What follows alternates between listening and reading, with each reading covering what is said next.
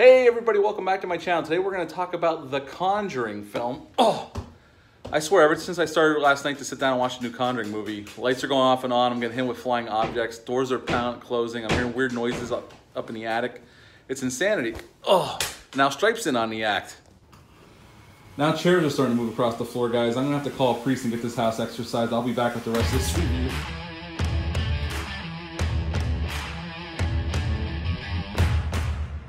Back to my channel, and we have exorcised the demons, and I could do this review without getting pegged with stuff. So we're gonna get into The Conjuring 3 or The Conjuring The Devil Made Me Do It. I watched this on HBO Max. I know it is in theaters, but with me going to see Raiders of the Lost Ark on Monday, I didn't get a chance to see this in theaters, and I wanted to watch it, so I sat down last night and watched this on HBO Max. This dropped on Friday on HBO Max and in theaters.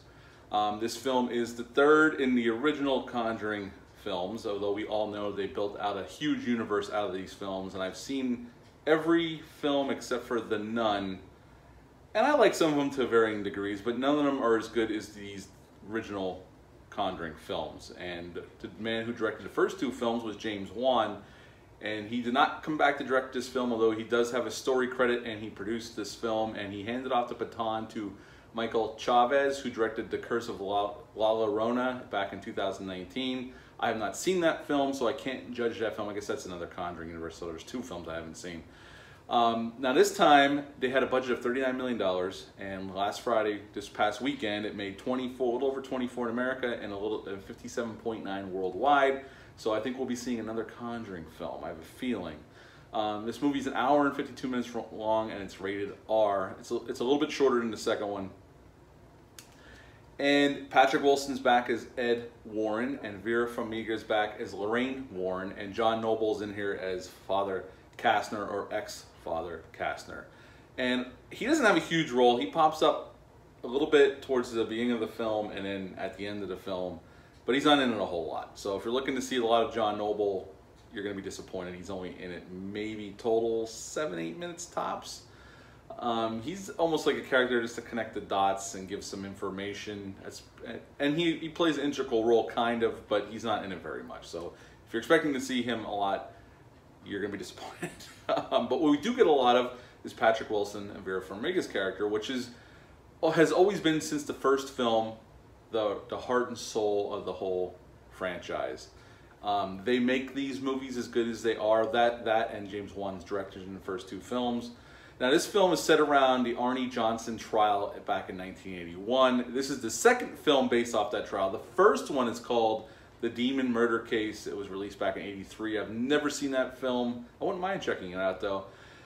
Now, I know in the trailer they make this film look like it's a courtroom drama, or there's a lot of courtroom scenes, and we'll talk about that. There's really not. This is going to be kind of a spoilers review. I'm not going to spoil everything, but I'm probably going to get a little bit of spoilers here. Now, in the beginning of the film, we see this young boy who's possessed by a demon. Ed and Lorraine are there, and there's the guy who's with them in the first film, who kind of records all their interactions with the supernatural, is there as well with this family who live in this house in Brookfield.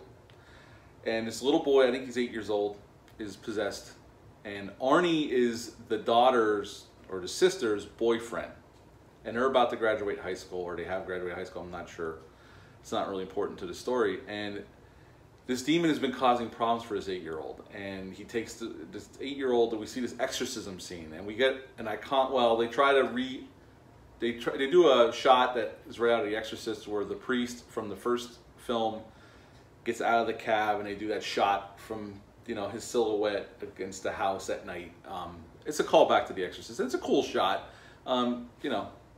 A lot of these films are held up to The Exorcist because that's the pinnacle of exorcism movies. So it's point of fact you pay tribute to that film because it's so iconic. And we get this cool exorcism scene, but during the scene, the kid's going through this court. It's a pretty cool scene. It's actually just well done. It's well directed, well staged. The kid's like body's contorting, and Ed has to perform the exorcism because the priest gets knocked out, but it's not working. And Arnie holds the boy and says, "Take me. Let this boy alone. He's been enough." And all of a sudden, the boy's fine, and the demon goes into Arnie. But the only thing is, Arnie's fine too, right afterwards. But Ed has a heart attack. Ed Warren has a heart attack. So that is another point of struggle that the Warrens have to overcome during this film. So Ed goes to the hospital. He's unconscious, so he doesn't know what happened.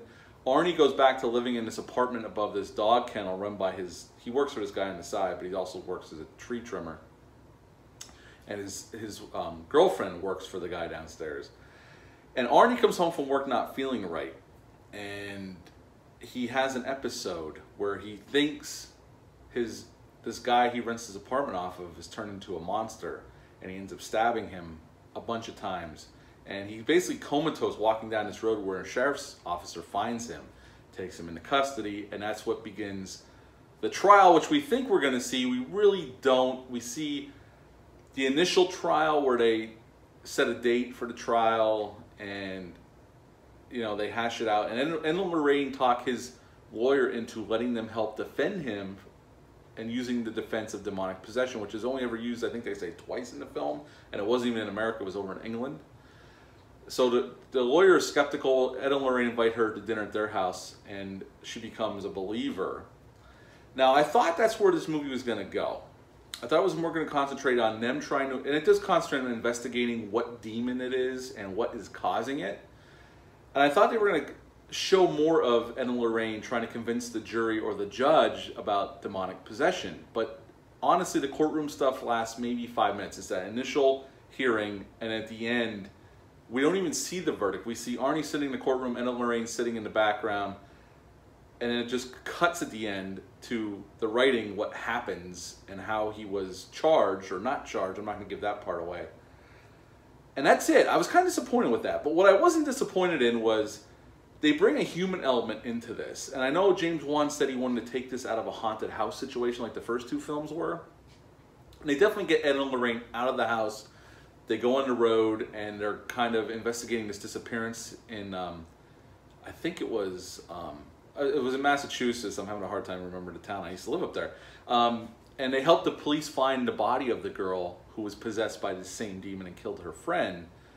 And they're trying to find leads. And here we come to find out, we get into the occult a little bit more, and cults in general, satanic cults, which I've always been fascinated by. And they do go into it. And basically who's causing all this problem is actually a real flesh and blood person. The daughter of this priest, played by John Noble, for the church, he was hiding all these cult artifacts in this house. He was keeping an eye on them. And when he retired, he just lived in that house. But his daughter took a different path, became obsessed with Satan and the occult, and she started performing these rituals. Well, this is a ritual that she's doing that if she can get this demon 3 souls, you know, she will be good standing with Satan.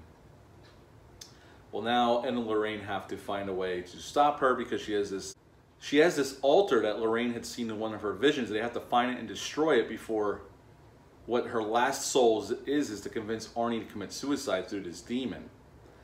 And pretty much at the end, they're in a rush to save Arnie and destroy this temple that she's created with this altar, the satanic altar. And we get into like satanic runes and like these curses. And that stuff's pretty fascinating. I gotta admit, this film is pretty well paced. I wasn't bored. And Patrick Wilson and Vera Farmiga already anchor this film like they were the other two. The other actors around them are pretty good. I mean, the kids are okay. They're not bad. They're definitely serviceable. They're doing okay here. And Michael Chavez does a nice job with the directing. I will say it's not as well directed as the first two films. You can see James Wan isn't directing this, even though Michael Chavez is trying to give it the James Wan vibe to this film. And nothing against him. He does some nice shots and some nice camera moves. But you could definitely tell James Wan didn't direct this film. So that's a little bit of a minus about it. But Michael Chavez does a nice job with the film overall. I can't really criticize him too much. He does a nice job with the pacing. It's well edited. I mean, it's a big budget studio film. I mean, it had $39 million. I mean, it's a pretty hefty budget compared to some other horror films. So you expect to have top-notch effects and, you know, all the lighting and the cameras and all that stuff. So they have all the technology to pull this stuff off. But at the end of the day, is this as good as the other two? I think for a third film in a franchise, The Conjuring, just those films in a series, I think it's a decent entry. I enjoyed the whole satanic cult part of it. I enjoyed the investigation. The only thing I was really disappointed was I wish there was more courtroom stuff. I wanted to see Ed and Lorraine try to convince the jury or the judge about demonic possession and whatnot, and we don't get to see any of that. We see them investigating outside the courtroom, but we never get to see them present evidence to anybody. And I really wanted to see some of that, and we never see it. They just gloss totally over it, the trial in general. You don't see anything, you don't see any deliberations, nothing. So in my mind, it's kind of a missed opportunity. I think it would have been pretty cool to do that, at least give it a little bit more screen time, and they don't. They kind of cut around it. But overall, I enjoyed it. There's some cool jump scares like you expect. I mean, a lot of these films, especially the ones, the Conjuring universe, are a lot of rinse and repeat type stuff, even though some of those films I do enjoy, and I own most of them on Blu-ray. Not all of them are the greatest, but you can sit down and have a good enough time. It's like fast food horror. But the Conjuring films were typically the better films out of this whole thing and the ones that started it all. And certainly the first film is my favorite. But this is a decent third entry. I had a good enough time. It's definitely worth watching. I'd give it a 7 out of 10. I think it's solidly done. It's solidly acted. And Patrick Wilson and Vera Farmiga are fantastic once again as Ed and Lorraine Warren.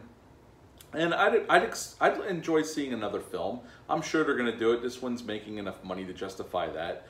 Yeah, 7 out of 10 for The Conjuring. The Devil Made Me Do It. Have you seen this film yet? Leave a comment down below. Let me know. Hit the thumbs up. Hit the subscribe button. Share this video. I greatly would appreciate that.